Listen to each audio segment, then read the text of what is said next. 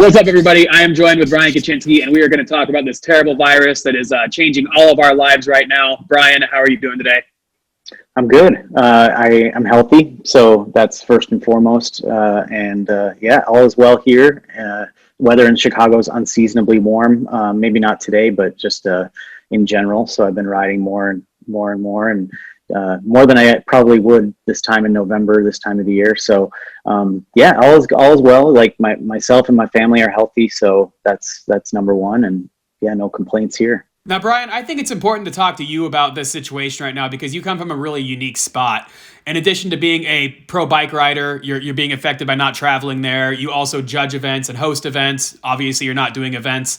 But bigger than that, you have a young child at home and your wife is a surgeon. So you are directly living with a healthcare worker. So in addition to getting firsthand information about what's going on inside the hospitals, you are essentially surrounded by people all the time that, put you in a different situation than living in a house with a bunch of BMX guys, So how exactly is this affecting you and your family, and how are you approaching this whole crazy situation here? Well, so, like everyone, it's affecting us in that we can't go out and do the normal things that we would normally love to do, but we have been taking all the precautions, but we've also been, making the best of the situation, I would say, in that there's been, like more time at home, more time with family and stuff like that. But lifestyle's just changed a ton. Like you mentioned, I'm not traveling as much or really at all, aside from like going to neighboring towns and stuff like that to go ride. But,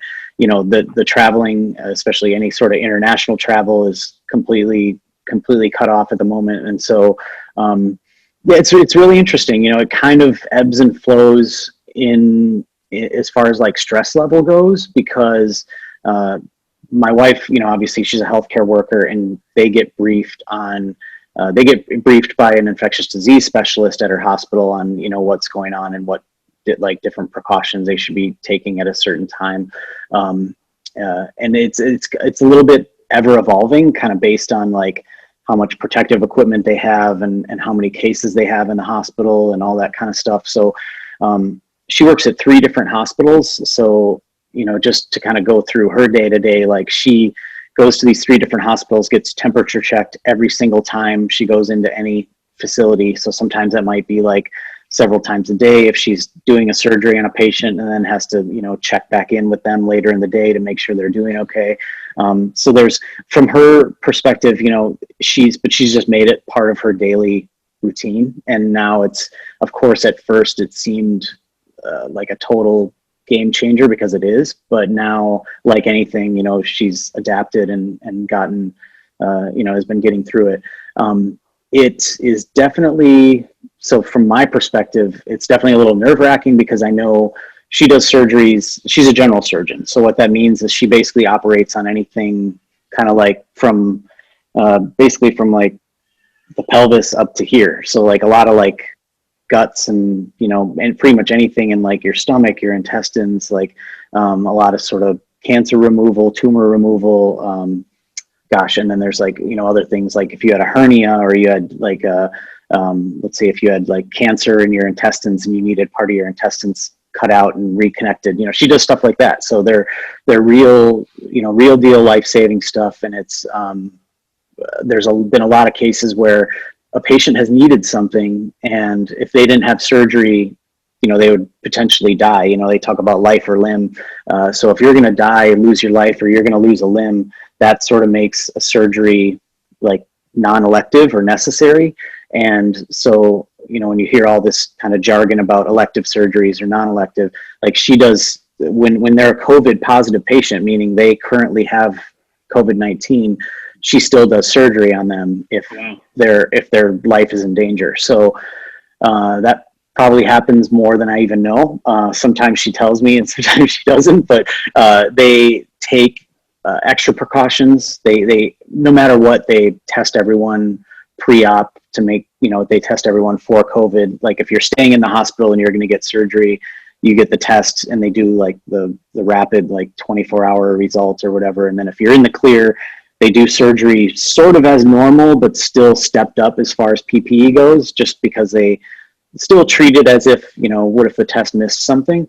However, then there's also other times where you're kind of going like straight into the flames, and you know it, right? Like you're the patient, the patient you're about to cut open and have everything all over you.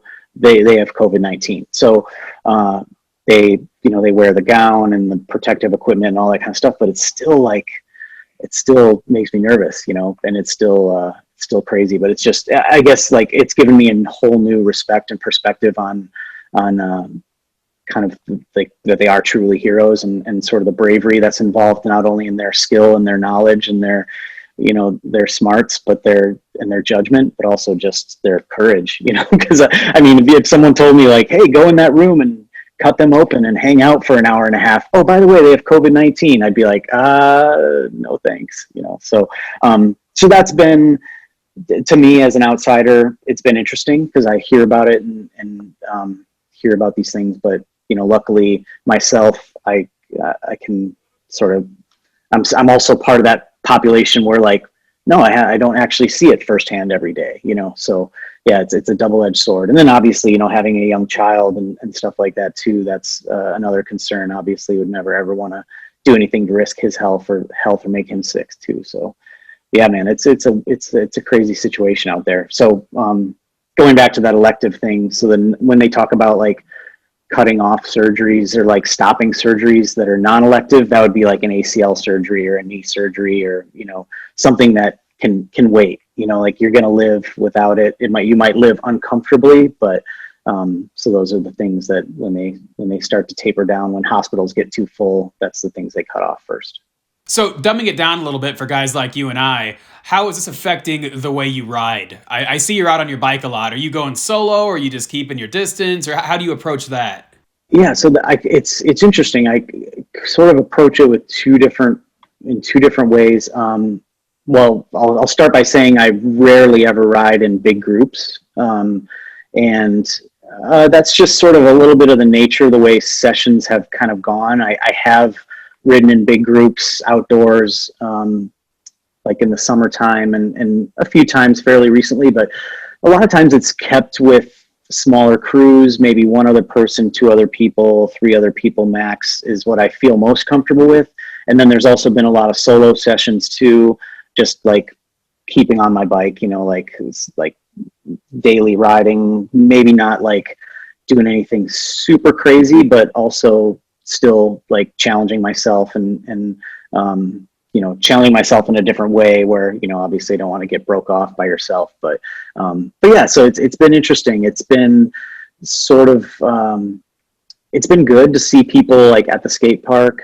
I'll go ride the skate park with people, and skate parks have been packed, and it's been really cool to see, because as we gain more knowledge about this virus, like outdoor transmission, if you're keeping your distance and stuff, is pretty low. But then I also see people like sharing blunts at the skate park and stuff like that. Like, I mean, things like that where I'm just like, and maybe I should say something, I don't say anything, but I see it happen. I see things like that happen where I'm like, that is why this thing keeps getting passed around, like not the blunt, but the virus, so that's why these things are happening, and so it's little things like that I see that I kind of shake my head at and get a little bummed, because, they might be the person that ends up in my wife's operating room that she has to armor up for and put me at risk, even if I don't know that person or whatever, it might kind of, what goes around comes around sort of thing. So yeah, but from a riding perspective, I've been riding a ton, which has been great. I've been kind of exploring new things, getting better at things that I've never really messed with as much before, like things like bump jumps, for example. I like, my buddies know, like I've always been terrible at them, and now just recently kind of figured them out and been having fun with them. So little things like that maybe I should have learned like 10, 20 years ago, but it's never too late to learn something new and do something new and just challenge yourself in whatever direction you want to. And it opens up eyes to like new spots and things around that you wouldn't have ridden before. So another bonus is being a street rider right now. There's just less people out and about. So whether you're trying to ride a spot and there's just less pedestrians on the sidewalk or whatever, that makes things a little easier. Also, there's less traffic. So I would say that that is probably the only good thing to come of this whole virus, is that there's maybe like less traffic, because everything else about it sucks, as everyone who's watching this knows. But yeah, that is one thing where I'm like, oh, I can go to that skate park. It's not going to be an hour drive. Now it's only going to be 25 minutes, So, so that's like the one good thing. But yeah, riding, I think, when I see people kind of, I think the only risky part is like when you're really just huddled up with people, no mask, like kind of like I think of things like the footage check, like when everyone's like huddled around a camera and one dude's breathing heavy because he just tried something a million times, and everyone else is like laughing and screaming and whatever. Like those are sort of the situations that you're still outdoors, so that's good, and you're still not maybe in close contact for a long period of time, which they've also found is another way to transmit. But at least try to avoid those situations, because you can, like if that happens to me, I'll be like, oh, look, you want to see that? I'll airdrop it to you, or you want to see that? I'll text it to you, like, or like I have like, here's a good example, like these little, like, they're like kind of like almost like a scarf sort of thing, and you put it over, and it kind of looks like almost like a turtleneck or a scarf or whatever, but you can pull it up at any time. And especially as the weather gets colder, like just kind of nice. Like I'll have one of those at the skate park. If I really, really, really, really need to get in close contact with someone, which is next to never, I can at least like pull that up, and that's like reducing the risk that I would pass something to them. So I think those things are important, just like not being super close to people for a long period of time. I saw this week that a couple indoor skate parks are starting to implement a mask policy, meaning having to wear a mask when you actually ride. I know the majority of them have required a mask in the lobby, but usually when you're riding, it wasn't required. I think with this recent surge, that's changed a few places. What do you think about that, actually having to ride in a mask? Do you think that's potentially dangerous to your breathing, or do you think that's a necessary I don't think so. I would probably feel more comfortable with that, and it just, again, like depends on the situation. Like let's say you're in a massive warehouse and there's 3 other people spread out doing their thing. If you kind of picture, I think a good way to think about it is like if someone's like, you think of someone like vaping or something like that, when they blow out and you just see that cloud, you have to imagine people are, when they're breathing, you have to kind of imagine that imaginary cloud of like potentially the virus that could, that you naturally breathe in. And there's like, again, like certain amounts of those molecules that you need to ingest in order to get infected and all that kind of stuff. But I would not feel super comfortable about having like a bunch of unmasked heavy breathers in the same building, especially if there was heat on and like, what I mean? All that air kind of circulating. Like I would feel much better. A, if they're wearing masks, B, if they had like kind of limited capacity. And I know that's obviously difficult to keep the business going, limiting the amount of people that can be in there. But yeah, it's a situation that I haven't really had to tackle quite yet, but I've been thinking about. And luckily the parks I ride, like Four Seasons skate park in Milwaukee, it's massive, and there's little things you got to skip, like, maybe skip the high fives and the hug and whatever, that you would normally do, like when you see someone, or like when someone does something awesome. But it's, yeah, those things that I feel like could potentially be dangerous and would make me feel a little nervous. I think as far as riding in a mask, I don't do it unless there happens to be people around. And that's where I was saying, like, I pull the thing up over, like, even if I'm riding the seawall in Chicago, the seawall has like pedestrians coming by, and it's open air, so the air is constantly like shifting and going everywhere. But I really appreciate it when a runner comes by and they have a mask on, or if I see someone coming. It's almost like, when you're driving down the road and you have your high beams on, say you're on like a country road or whatever, and you see someone in the distance and you see, they're coming your way, so you turn your high beams off. Almost, it's just as a courtesy, it's just another one of those things that, like, I'll just pull my mask up just because, and I'm riding, so I'm breathing a little heavier too. So I just don't want to make anyone else feel uncomfortable as well as myself, so, but yeah, so it's those sort of things. The indoor skate park, it's going to be a tough one, I think, they'll have to just be smart about it. And I think requiring masks while riding probably isn't the worst thing. And it's probably one of those things that people just get used to, because it's, of course, not comfortable and ideal, but given the situation, it's just, this is all unprecedented. We've never been through this before, so it's all new. Do you have an opinion on, or does your wife have an opinion on potential long-term effects of this? I was just listening to a podcast about that today, and they say that what they're guesstimating right now, that 5 to 10% of people that get infected might have long-term sort of like post-COVID health ramifications. And so whether it's like breathing issues or I forgot what else they said, like basically like pulmonary issues. And I'm sure other things, that's definitely a thing. And it's just something, again, that this is so new. This is like coronavirus itself. There's other strains and other kinds that have been around, but this is a totally new one. That's why they're calling it like novel coronavirus, because it's new and that they're still learning things about it. But yeah, I mean, there's definitely potential risk. My wife hasn't touched on that as much when we've talked, because we've talked more about like sort of her work environment and not as much about like, I mean, there's so much to talk about in regards to that, but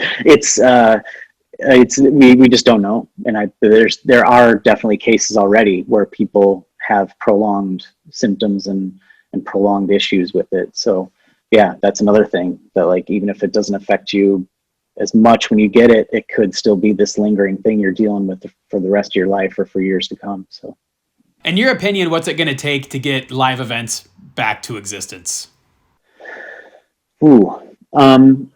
Again, that definitely depends on the venue. So outdoor live events, I feel like, I live right across from Soldier Field, like a football stadium where the Chicago Bears play. And last night was Monday Night Football, and they had a football game going on, but you could see there was no stands, and it's kind of weird. It's a weird, eerie environment because they have all the bright lights on, like it looks like a Monday Night Football game's going on, and they have the music cranked and all that stuff as if, they have the announcer announcing things over the loudspeaker, but no fans, no fans. I don't know if they pump in like fake crowd noise or whatever for the players. I don't know, but either way, it's good that they keep the music up for those guys. But as far as like live events having spectators, I think that's going to definitely depend on where it is, what the venue's like. If it's outdoors, that's going to make a big difference. Those will be first. I think it'll be a while before it could safely be like an indoor international event. There's definitely people talking about, well into 2021, maybe even longer. So I think in regards to that, I'd like to see at least the live events with no crowd happen as soon as safely possible, because I miss it. But that's just me being selfish and wanting to watch it and judge it, because I just love seeing that stuff. And even if I'm not at the event, I love to see the highlights and that contest energy. But I would also say too, that this is the time for contest organizers to be looking to innovate, and a lot of them innovate or adapt. And a lot of them already have, like Feast did the E-Feast contest, which I had the pleasure of judging. And that was like really interesting experience, because it was kind of felt like a contest in a certain way, in the discussions we were having electronically with the judges and stuff, where we were going back and forth and discussing certain things. But there still is nothing that compares to that live energy and seeing it all in person and having all the riders kind of in one venue. But yeah, I would say, man, it's probably at least going to be till the end of 2021 maybe, or mid to end. I don't know. A lot of it depends on vaccine and the effectiveness of that too, and the distribution of that. And there's a lot of questions, but I hope they can make it happen first without fans, and then next, slowly morph into the way things were. See, now, hopefully I'm not being pessimistic here, but I question if it would even be viable to do a BMX contest without fans. I think a lot of these events are able to exist based on sponsorships that come from live activations. You know what I mean? They pack the stands, and the fans come, and that's how the sponsors kind of get their play. Because building a major park course is not cheap. Moving the park course from state to state, to country, whatever is very expensive. Setting it up, the staff it takes to run it. There's a lot that goes into running one of these events, and I'm not even sure if, and I'm not the man to speak on this, but you see Monday Night Football live. You see the UFC does live events with no crowds, but these are such large sports with such giant corporate sponsorships and such large TV deals. I kind of question if we could even have something similar in BMX and action sports in general. What do you think about that? Well, so that you brought up a good point, because you said such large TV deals, and that is exactly what that's what people are forced to watch now. They're forced to watch TV, internet, all electronic sort of entertainment, as opposed to live entertainment, unless they're at the skate park doing it themselves, which is my preferred. But so what one venue, one contest, one course, the benefit of that is that you have kind of ultimate, or I shouldn't say ultimate because there is no ultimate fairness, but there is the closest amount of fairness you could have for a competition, because everyone is riding the exact same ramps, the exact same course. And that's the tough thing with like the EFI stuff, is that, everyone has access to different parks, and how do you judge one park versus the next and one ramp versus the next. A really important thing that we would do as judges is first, like, ride the course or walk the course. At least if you're not able to ride it physically because of injury or something, you walk the course and you at least like inspect every ramp to see how big the gaps are, like from one ramp to the next. So like, oh my gosh, if someone jumps that channel, like, is it really as big as it looks on video, or is it not? And that's something that was tough to do with the EFES thing, because we can't go to every single skate park around the world and see these things before we watch someone's video.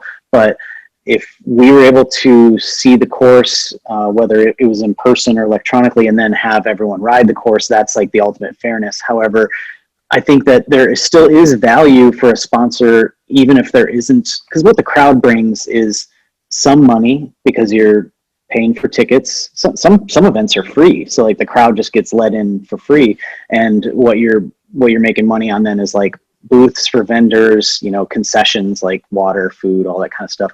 But what the crowd is bringing is they're bringing so much energy and atmosphere, and that is something that can't be replaced. I totally agree with that, and I agree with that as a rider, having ridden in big contests before. When you have those bleachers full of people and they're yelling and screaming and like going nuts, like that is, it's like an unmatched environment, it's just so that's something that I think they can do without, and again have to innovate and adapt, but they would definitely have to step up their aesthetic their like kind of aesthetics of the contest. Like they shouldn't have this like quiet, dead, stale atmosphere while the riders are riding and while all this crazy stuff is going on. I don't know if you have to like fake crowd noise or whatever, like put it in after the fact or whatever you have to do, maybe even post-production wise, to make that atmosphere look better. Like the riding speaks for itself. Like the riding should be exciting no matter what, but when you have all those other factors around it,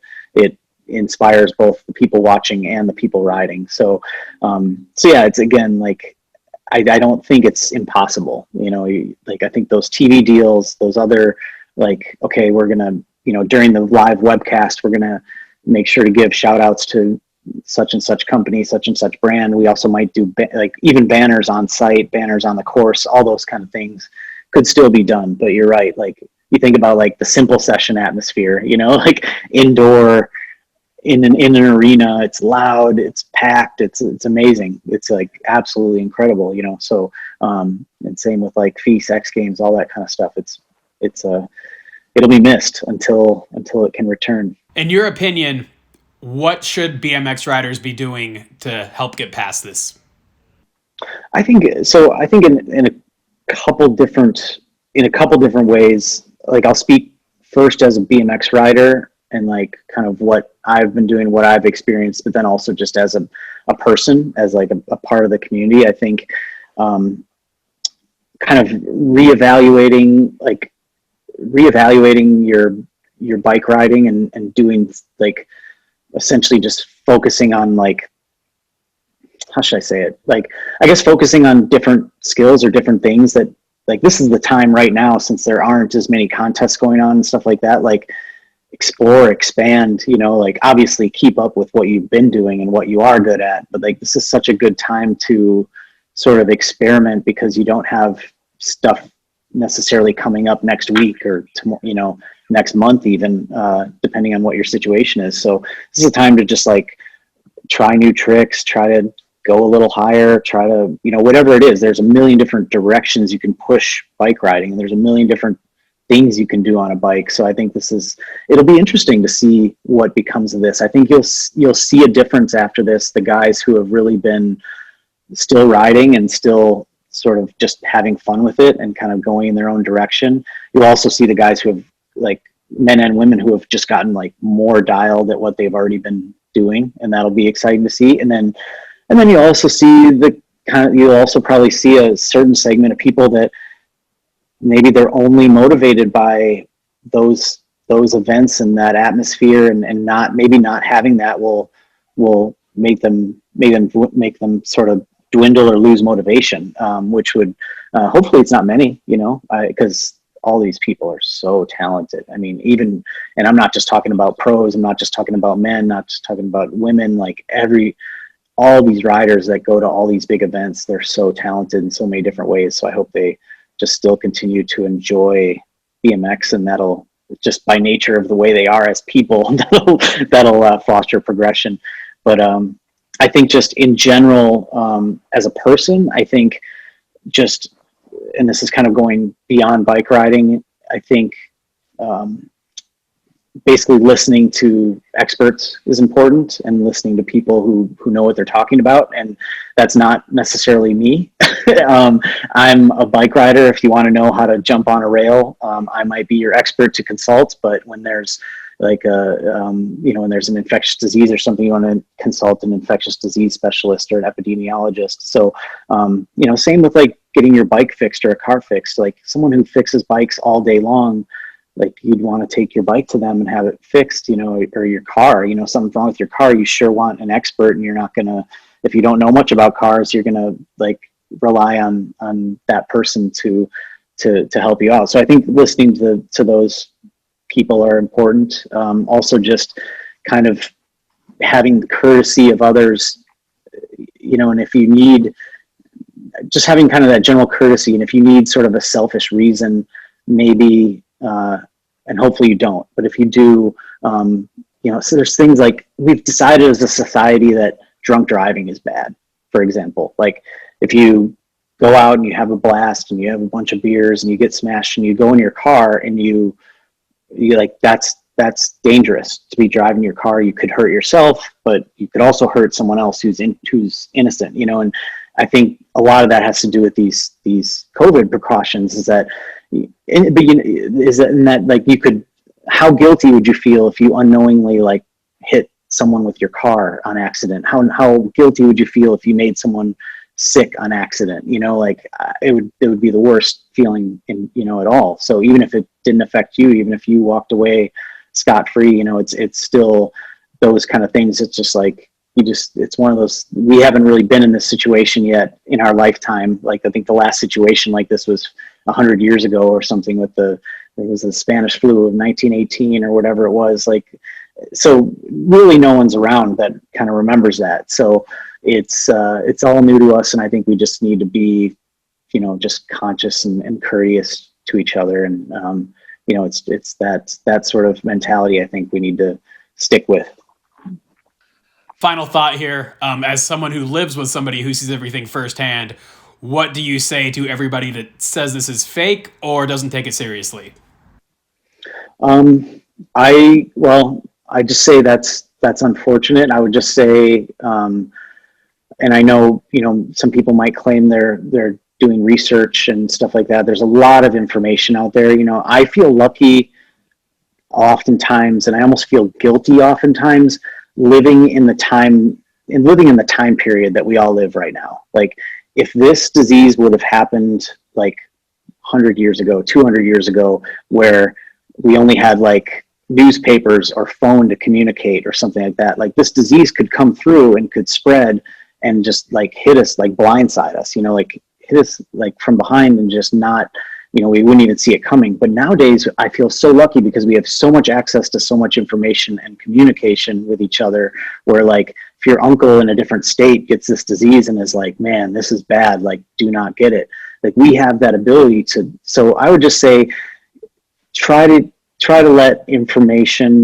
use information to your advantage, and make sure that you are shopping, I think make sure that you're getting your information from the right sources, because a lot of times you might not be doing research. You're more like conclusion shopping. Like you're like looking for a conclusion. You're looking for a reason why this thing might not be a big deal. And a lot of those things are kind of incestuous in nature, where if you look one thing up, then it feeds you another thing that's equally as dangerous. So yeah, I would say just please try to rethink it, and just try to be a good person. I have my own thoughts about that sort of thing, and it does kind of make me sad the way disinformation gets spread and gets taken a hold of. But yeah, just I would say if you learn something new, or if you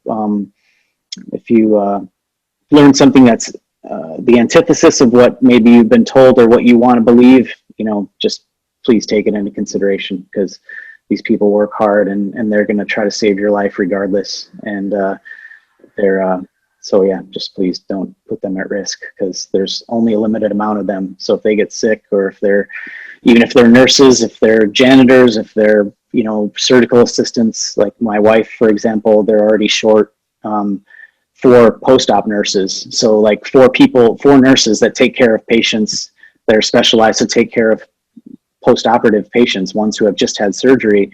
There's 4 of those who are down and out with the virus right now. So if more of them drop, then they need to start maybe asking those nurses to come in, even if they have the virus, don't have severe symptoms, because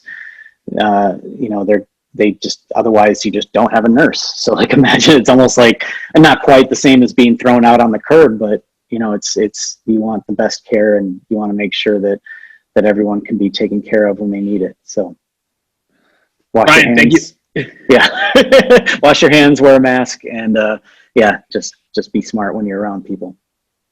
Brian, thank you for your insight. Good luck to you and your family, specifically your wife, during all this. Is there anything else you care to add? No, thanks for having me on. And if anyone has any questions or any like little thoughts about riding, whether it's like riding related with this virus stuff going on or whatever, just hit me up. I'm definitely glad to help. And I'm not an expert, much like you said at the beginning of this. I'm not a doctor, I'm not an infectious disease specialist and whatever, but I do have access to a lot of information that I'm grateful for. So hit me up anytime.